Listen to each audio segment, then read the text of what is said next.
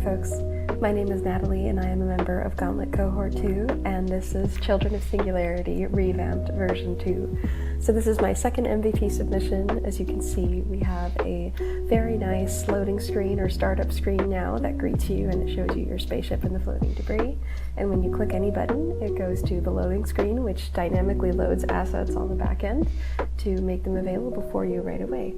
So if we just wait a second or two, we will be promptly placed in space again.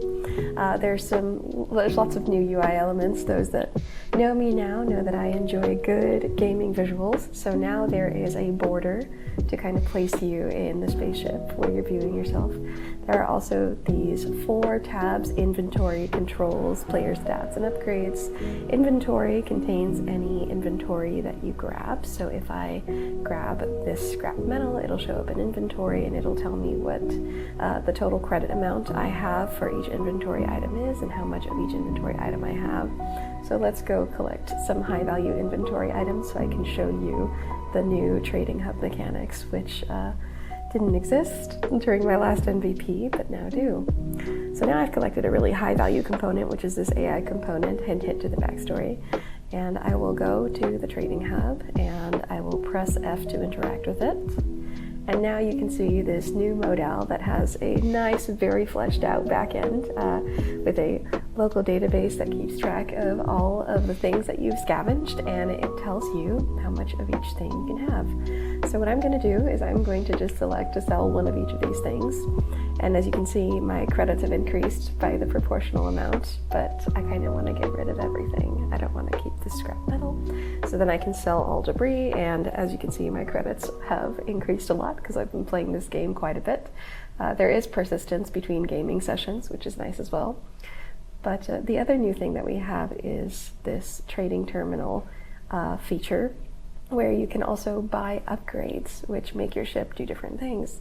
So I think the most exciting one to buy is the speed boost, so I'll show you what happens if I buy this one. I'll confirm the purchase, and down here in the upgrades panel, you can see that the speed boost has now shown up as one of my upgrades. And I will also expand my inventory again. You can tell that here's the sort of level aspect of it. It's the kind of upgrades that you can get. I've already upgraded my inventory once, so I'm going to upgrade it again with 260 credits and confirm purchase. And now, as you can tell, my inventory has increased to 20 items, so I can collect much more. Now there's a visual indicator for speed, and as you guys can tell, we're going much, much faster. I call this warp mode because there's definitely a point at which this is way, way too fast. Yeah, I've gone very, very far away from the trading hub. So now I have to actually press back to slow down. But yeah, there's these new upgrades that you can play with. There's a new loading screen and a front-end screen. There are lots of visuals for all of the upgrades that you can select. Let's try collection efficiency. Yes. So now this tells you that you can now collect debris from much further away. So if I press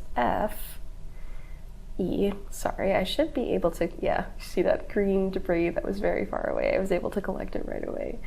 So there's lots of fun stuff like that.